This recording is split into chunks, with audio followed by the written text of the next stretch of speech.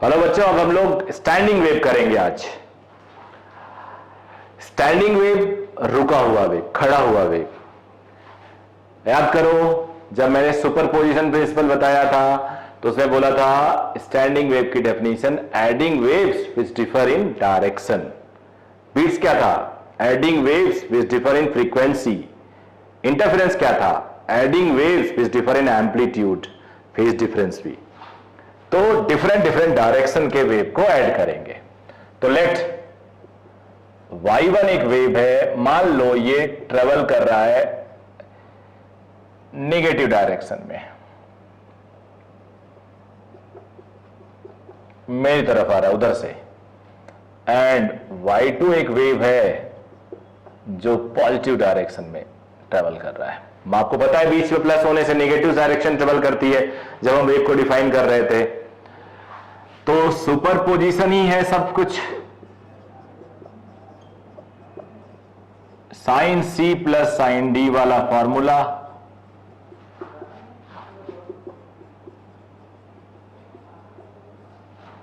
Sign C plus sine D क्या होता है?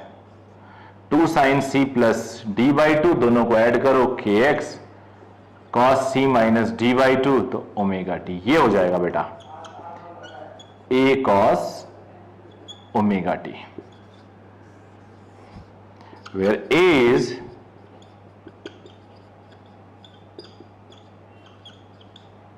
amplitude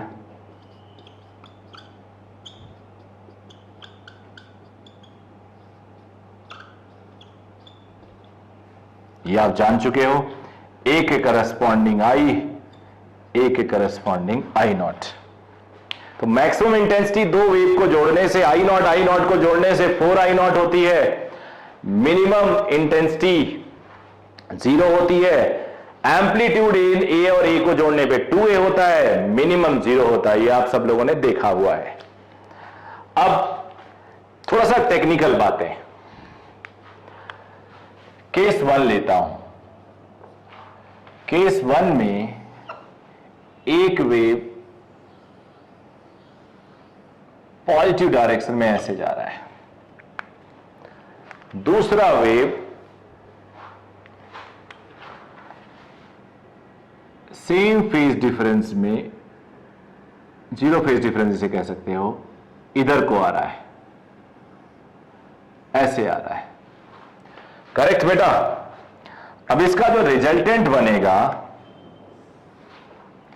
ये आपको पता है ए और ए है,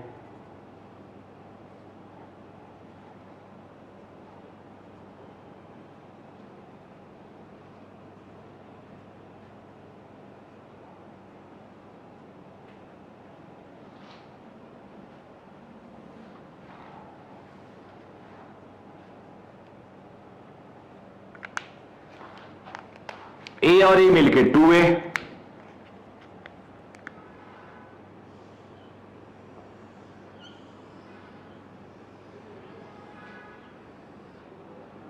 अब यहां पे ये जो पॉइंट है ये हमेशा हाई प्रेशर, प्रैक्टिकली देखा गया है हाई प्रेशर पॉइंट है। यहां की डेंसिटी मैक्सिमम होती है और इसे हम स्पेशल नेम देते हैं नोड एन। और बीच में जो पॉइंट है वो लो प्रेशर पॉइंट है, उसे सर्कल, ये डॉट बनाते हैं उसे सर्कल बनाते हैं। बिल्कुल सेंटर में आता, अभी हम मैथमेटिकली भी देखेंगे। इसे हम बोलते हैं एंटी नोड, यानी नोड और एंटी नोड बोलते हैं। तो एक केस तो ये हो गया। दूसरा केस देखते हैं। केस 1 था ये। केस 2,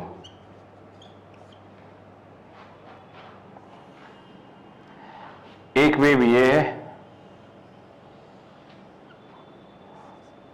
दूसरा वेव पाई डिग्री का फेज डिफरेंस लिए हुए, ऐसे पाई डिग्री का फेज डिफरेंस लिए हुए। सेम एम्पलीट्यूड है, आप देख रहे हो इधर, मैथमेटिकल देखो आप। अब क्या होगा, इसका जो रिजल्टेंट बनेगा ये जो corresponding to most high pressure वाले सिचुएशन है वो नोड तो वैसे ही होंगे, सर्कल को नोड बोलेंगे।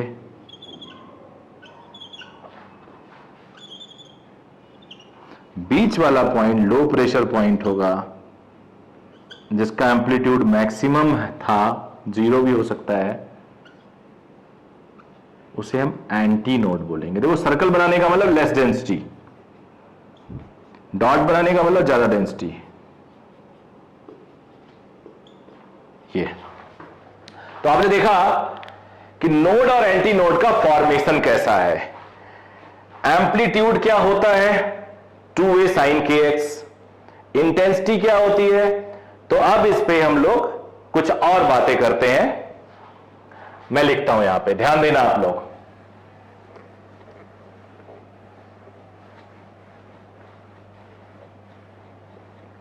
जो बातें होंगी वो काफी इंटरेस्टिंग होगी, आप सबको समझ में आएगा और क्वेश्चन जब मिलेंगे आप करोगे, सॉल्व करोगे तो आपको मजा भी आएगा।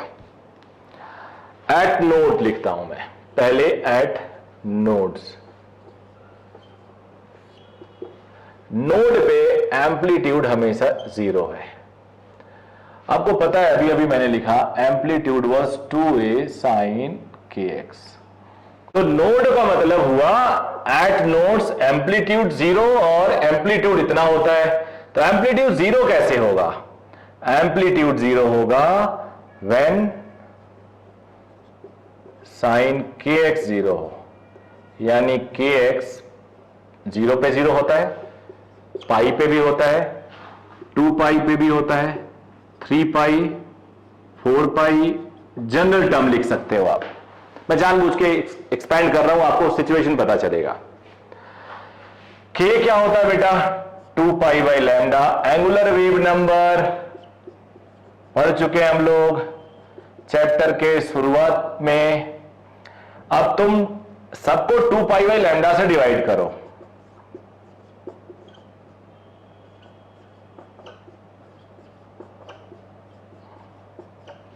जानबूझ कैसे लिखा मैंने? 2 लैम्डा बाई 2 को मैं लैम्डा लिख सकता था, यानी नोड के बीच में minimum distance lambda by 2। Her lambda by 2 पे एक नोड मिलेगा आपको।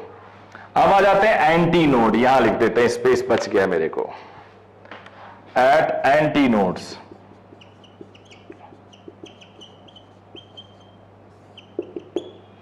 एंटी नोड पे बेटा ये मैक्सिमम होता है, यानी 2a।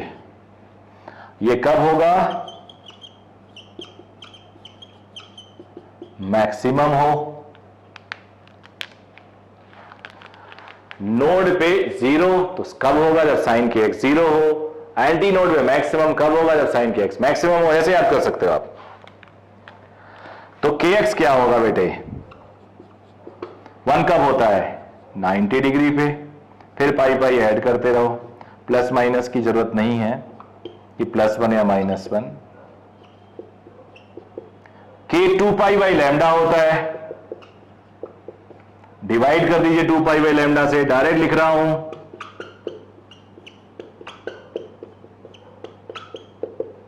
तो ये पोजीशन क्या हो गया बेटा? नोड और एंटी नोड के पोजीशंस आ गए, दिख रहे होंगे आपको। अब यहां से एक चीज और बताता हूं आपको, जरा समझो। तब तक आप लोग जरा कुछ एनालाइज करो, कुछ कोशिश करो, आपको कुछ मिले इंफॉर्मेशन, कंसेप्चुअल क्लैरिटी बढ़े। जितना आप क्लियर रहोगे उतना बेटर होगा। है कुछ भी नहीं, डेरिवेशन बताना इसलिए चाहता हूं, इससे क्या होता है? कॉन्सेप्ट क्लियर रहता है। क्यों आया? कई बार आप याद करते हो कोई चीज और डेरिवेशन नहीं है तो माइंड में आ जाता है ऐसे कैसे आया, क्या रीजन है।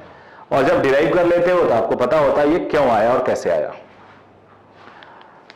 मान लो एक लाइन पे मैं रिप्रेजेंट कर रहा हूं नोड और एंटी नोड को। यहां नोड है, यहां नोड है, यहां नोड है, यहां नोड है, तो बीच में एंटी नोड होगा।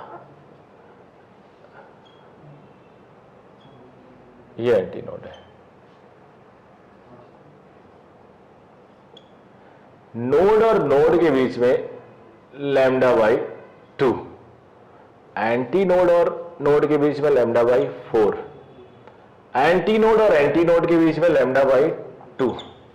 तो कंक्लूजन ऐसे ड्रॉ कर सकते हैं हम लोग, there is a node between any 2 anti nodes there is anti node between any two node. इस तरह से आप कंक्लूजन ड्रॉ कर सकते हो। Minimum distance, shortest distance, consecutive distance between node node lambda by 2, between anti node and node is lambda by 4। अब इसका हम लोग बड़े सारे एग्जाम्पल ट्राई करते हैं, केसेस देखते हैं कि जहां पे इसके यूजेस होते हैं। सबसे पहले इसका यूज स्ट्रिंग में करते हैं। नोड और anti node formation in string, आपको टाइट स्ट्रिंग होगा, याद रखना। General formula of frequency in a string. अब स्ट्रिंग बंधा हुआ है इसी वॉल में, मान लो ये स्ट्रिंग बंधा हुआ है, इसकी लेंथ L है, 2 फिक्स्ड वॉल है। अब इसको हमें जर्क देना है, इसको हमें जर्क देना है, तो ये ऑसिलेट करेगा, और ये ऑसिलेशन आपने खुद इमेजिन किया होगा। एक पॉसिबिलिटी ये बनती है, याद रखना जो फिक्स पॉइंट है ना स्ट्रिंग का, वहां पे हमेशा नोड बनता है। नोड का मतलब डिस्प्लेसमेंट 0, एम्पलीट्यूड 0 यानी डिस्प्लेसमेंट 0, तो जो फिक्स है वहां पे डिस्प्लेसमेंट 0 ही होगा। दूसरा केस ये बन सकता है, बीच में एक नोड बने। तीसरा केस होगा बेटा, बीच में 2 नोड बने।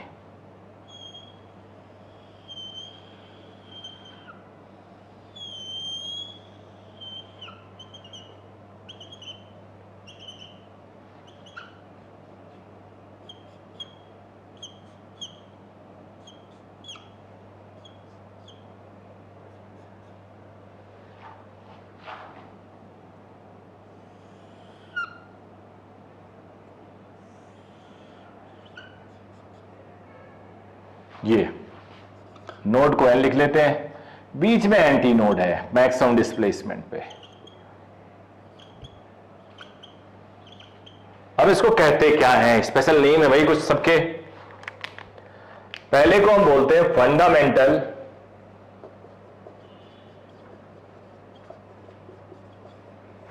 फ्रीक्वेंसी और first fundamental overtone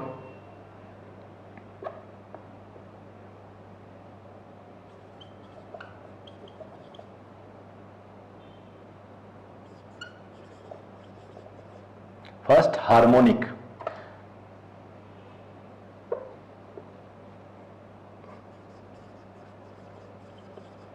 fundamental overtone OVI या टोन लिखा हुआ है, यहां पे हम फर्स्ट ओवरटोन और हार्मोनिक श्योर नहीं है, वो सिचुएशन पे डिपेंड करता है, बताऊंगा मैं। सेकेंड ओवरटोन हार्मोनिक श्योर नहीं है। ऐसे ही थर्ड ओवरटोन, फोर्थ ओवरटोन, यानी ओवरटोन स्टार्ट होता है फंडामेंटल या 0 से, हार्मोनिक स्टार्ट होती है फर्स्ट से। ओवरटोन फिक्स्ड होता है, पहले के बाद 0 के बाद पहला आएगा, पहले के बाद दूसरा आएगा। हार्मोनिक फिक्स नहीं होता, आ भी सकता नहीं भी आ सकता है। तो देखते हैं, आपको फॉर्मूला याद होना चाहिए। It was 1/λ√T/μ। √T/μ V है, V/λ याद करो। नोड और नोड के बीच में डिस्टेंस होता था λ/2, याद करो, आज ही पढ़ा हमने, नियरेस्ट डिस्टेंस। सो लैम्डा क्या होगा बेटा, 2L। तो पहली फ्रीक्वेंसी आ रही है 1/2L√T/μ, ये फॉर्मूला। यहां देखो, नोड और नोड λ/2, नोड और node λ/2। So λ/2 plus λ/2 which is 2λ/2 is L, और लैम्डा आएगा 2L/2। मैं L नहीं लिख रहा हूं जानबूझ के। तो दूसरी फ्रीक्वेंसी हो रही है, लैम्डा की वैल्यू रखोगे इस फॉर्मूले में, 2L/2 2 पर चला जाएगा। तो पहले वाले का कितने टाइम्स है, देखो ध्यान से, 2 टाइम्स है, तो इसे हम सेकेंड हार्मोनिक बोलेंगे। अगर 3 टाइम्स होता तो थर्ड हार्मोनिक बोलते हैं। अब λ/2 λ/2 λ/2, 3λ/2, सो लैम्डा इज 2L/3। पुट कर देते हैं, 12/3, 3 ऊपर आ जाएगा। तो कौन सी हार्मोनिक हो गई? Third harmonic. First harmonic, second harmonic, third harmonic. अब इसको हम जनरलाइज करेंगे। nth harmonic and n-nth overtone.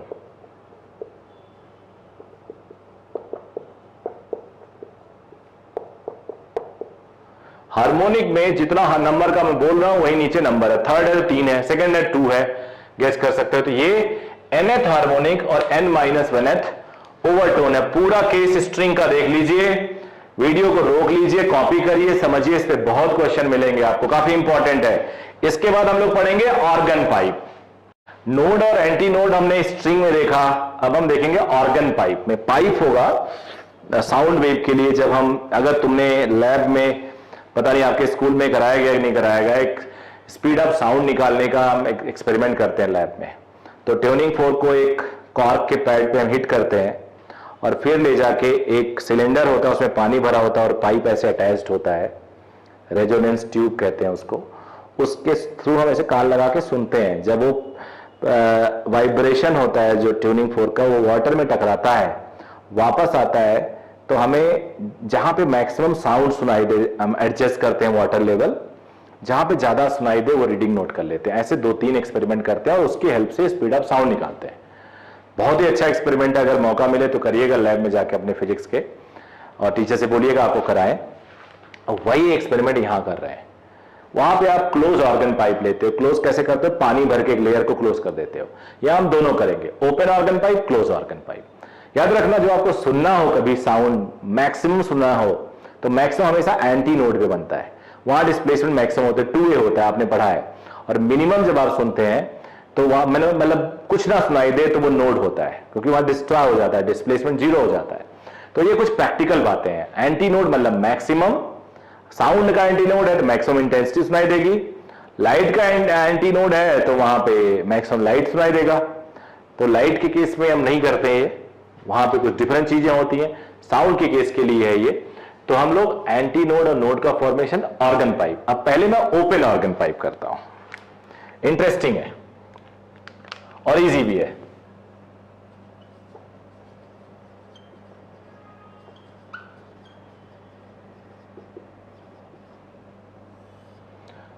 आपको पता है फ्रीक्वेंसी v बाई लैम्डा, हम लोग यहां v को √T बाई म्यू नहीं लिखेंगे, स्ट्रिंग नहीं है ये। 3 केसेस ले लेते हैं जो अपने आप में सफिशिएंट होता है समझाने के लिए। एक केस,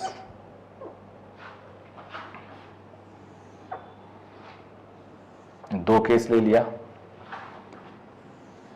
3 केस ले लिया।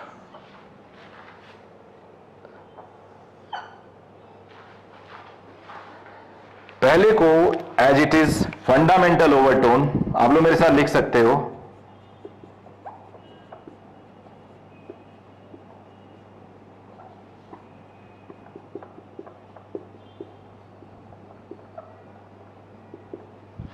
फर्स्ट ओवरटोन,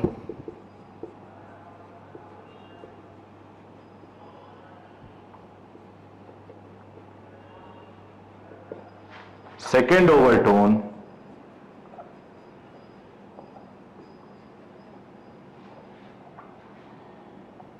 हार्मोनिक श्योर नहीं होता। पहला केस लेते हैं। देखो ऊपर तो हमेशा एंटी नोड ही बनना है,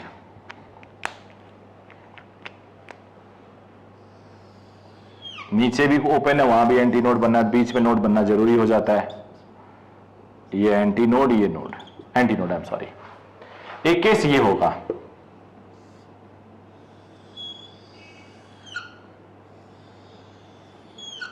ये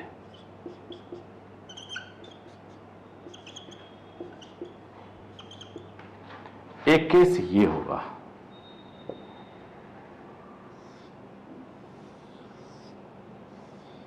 टच नहीं कराना है, टच करते वो साउंड खत्म हो जाता है, नोड बन जाता है।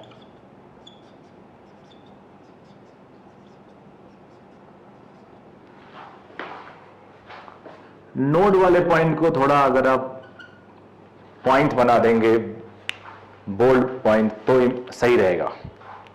अब length of the pipe is L, suppose length of the pipe is L. Anti node और एंटी नोड के बीच में डिस्टेंस क्या होता है? Lambda by 2। So lambda is how much? 2L। तो फ्रीक्वेंसी हो गई V बाई 2L। ठीक, पहला वाला। अब देखो anti node L lambda by 2 plus lambda by 2, तो 2 lambda by 2 is L। So lambda is 2L by 2। तो ये हो गया 2V बाई 2L यहां पे इस फॉर्मूले से। तो कौन सा हार्मोनिक हुआ ये? सेकंड। तुम सोच रहे होगे पिछली बार भी फर्स्ट के बाद सेकंड आ रहा है, यहां भी, तो सर बीच में ब्लैंक क्यों कर देते हैं? इसलिए कोइंसिडेंस है, ये सेकंड आ रहा है। अगले को एग्जांपल में दूंगा वहां सेकंड नहीं आएगा। अब यहां देखो lambda by 2 lambda by 2 lambda by 2, anti node और एंटी नोड के बीच में डिस्टेंस क्या होता है? Lambda by 2। तो lambda by 2 1, lambda by 2 2, lambda by 2 3, 3 lambda by 2 is L। So lambda is 2L by 3। तो यहां फ्रीक्वेंसी 3V बाई 2L। कौन सी हार्मोनिक होगी बेटा? थर्ड।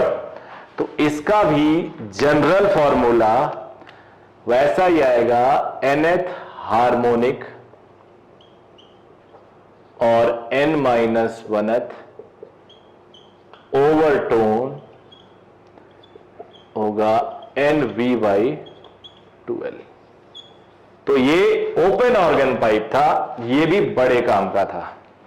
अब हम लोग क्लोज्ड ऑर्गन पाइप का केस लेंगे और मैं इसी में कर देता हूं और थोड़ा सा चेंज करके, तो आपको समझ में भी आएगा क्या क्या चेंज होगा। तो मैं इसको B लिख रहा हूं, क्लोज्ड ऑर्गन पाइप।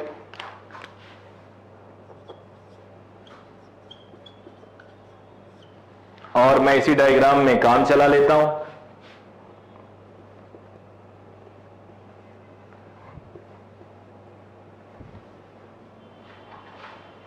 थोड़ा सा चेंज होगा तो इसको हटा देता हूं।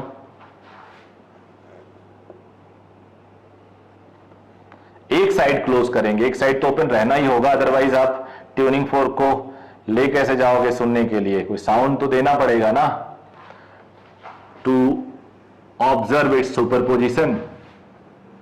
बेसिकली साउंड का अपने ही साथ सुपरपोजिशन है रिफ्लेक्शन के बाद। बहुत ज्यादा हैवी सिलेबस में नहीं है, बट फिर भी बच्चों को पढ़ लेना चाहिए। जेईई एडवांस में अच्छे क्वेश्चन बन सकते हैं।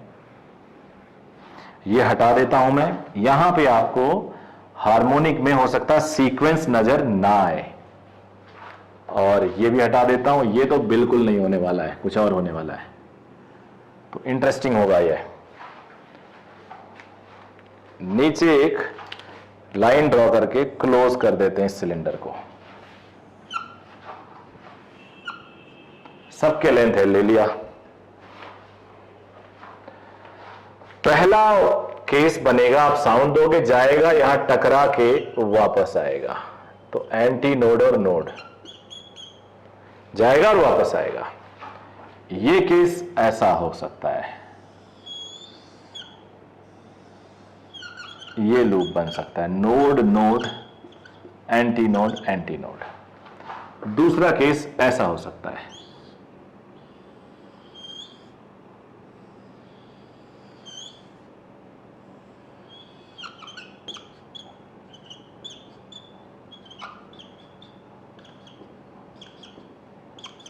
ऐसा हो सकता है। तो अब इसको जरा समझिए आप लोग।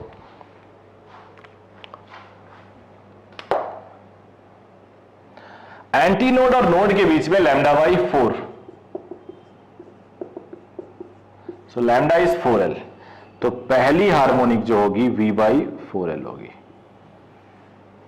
अब देखो जब बच्चों ध्यान से, lambda by 4 lambda by 4 lambda by 4, anti node और नोड के बीच में लैम्डा बाई 4 होता है ना, तो lambda by 4 lambda by 4 lambda by 4, तो 3 lambda by 4 is L। So lambda is 4L by 3। तो ये हो जाएगा 4L बाई 3, 3 ऊपर चला जाएगा, 3B बाई 4L। अब देखो आंसर आ गया, पहले के बाद थर्ड हार्मोनिक, फर्स्ट के बाद थर्ड। यहां lambda by 4 1, lambda by 4 2, lambda by 4 3, lambda by 4 4, lambda by 4 5, तो 5 lambda by 4 is L, so lambda is 4l by 5। यहां पुट करिए तो 5v बाई 4l, तो कौन सा harmonic? Fifth.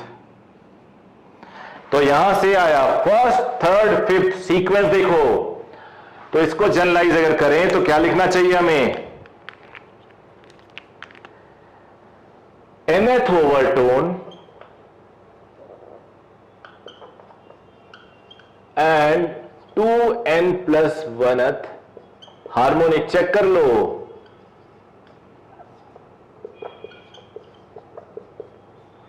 v by 4l। मैं चेक करवाता हूं। फंडामेंटल मतलब 0, तो ये 2 इंटू 0 0, v अपॉन 4l पहला।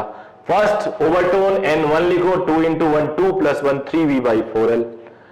2 लिखो तो 2 इंटू 2 प्लस 1 5 बाई 4l। तो ये हो गया closed organ pipe, open organ pipe और क्लोज्ड ऑर्गन पाइप। अब इसके बाद हम इसके क्वेश्चंस करेंगे।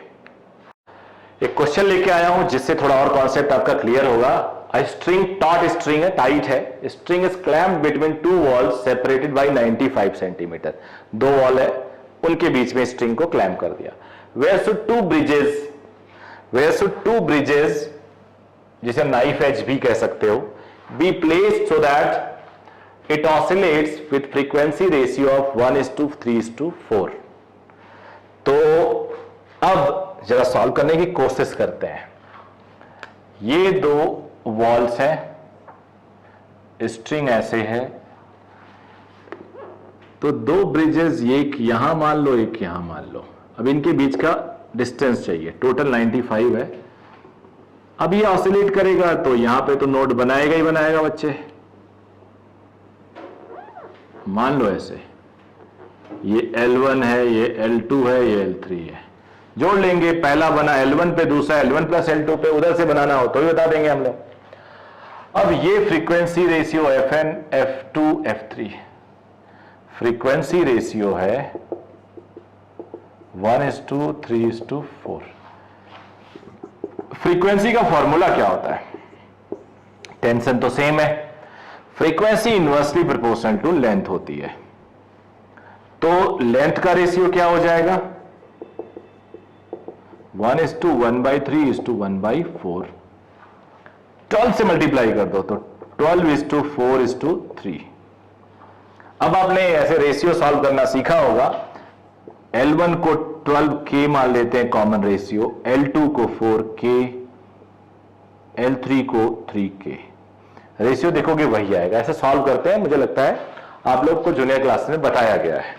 अब since L1 plus L2 plus L3 is 95 centimetre है, 12K 4K 3K इज 95, तो टोटल कितना होगा? 19K is 95, so K is 5।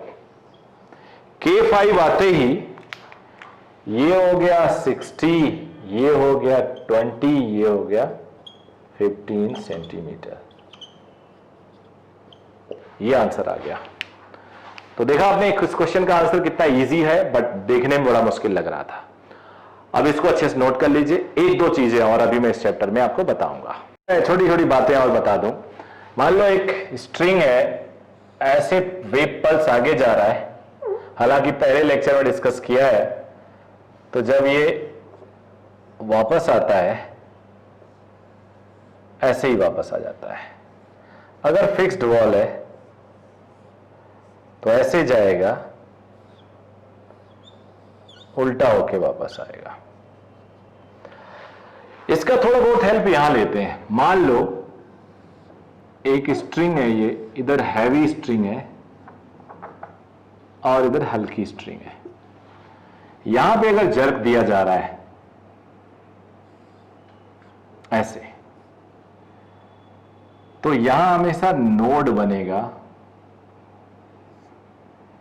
यहां हमेशा याद रखना, नोड बनेगा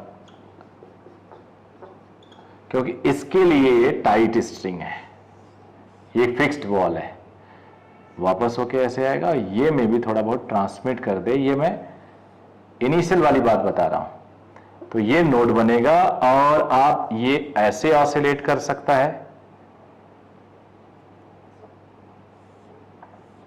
ये ऐसे ऑसिलेट कर सकता है, ऐसे कुछ हो सकता है। ये मैंने आपको इस इनिशियल वाली बात बता दी जिससे आपको याद आ जाए। तो ये ऐसे ऑसिलेट कर सकता है, यहां हमेशा नोड बनेगा। लेकिन अगर इधर फिक्स हो और इसको ऑसिलेट किया जाए तो ये ऐसे ऐसे ऑसिलेट करता है, और इसके साथ अगर कोई स्ट्रिंग भी जुड़ा हो तो ऐसे ही ऑसिलेट करेगा, यानी यहां एंटी नोड बनेगा। तो ये हो सकता है आपको कहीं काम आ जाए। वैसे जब हम न्यूमेरिकल एडवांस लेवल का करेंगे तो उसमें ऐसी चीजें की जरूरत पड़ती है। तो ये पूरा का पूरा सीरीज रहा बेटा आप लोग के लिए वेव का। ये 11वीं का आखिरी चैप्टर माना जाता है। सुपरपोजिशन ऑफ वेव में इंटरफेरेंस बहुत कम, बीट्स और स्टैंडिंग वेव से ज्यादा क्वेश्चन पूछे जाते हैं। तो इसकी आप लोग प्रैक्टिस करिए और मुझे बताते रहिए कि हमारा सीरीज कैसा चल रहा है। आप लोग जितना ज्यादा देखेंगे, सपोर्ट करेंगे, बेसिकली ये पूरा स्टूडेंट और टीचर की एक फैमिली होती है। इसमें अगर बच्चा अच्छा करता है तो हमें अपने आप अच्छा लगने लगता है। हम चाहते हैं आप लोग का भला हो, मेरे लेक्चर से ज़्यादा भला हो, ये नेचुरली मैं चाहूँगा कि आपको बेनिफिट मिले। बट उसके लिए आपको रेगुलर वॉच करना होगा, नोट्स बनाना होगा और भी क्वेश्चन सॉल्व करने पड़ेंगे। केवल आप सोचो इसी से पढ़ लिया और काम चल जाए, ऐसा नहीं है। आपको और क्वेश्चन सॉल्व करने पड़ेंगे, इसका यूज करना पड़ेगा कॉन्सेप्ट का। So thank you very much बच्चों, थैंक यू वेरी मच।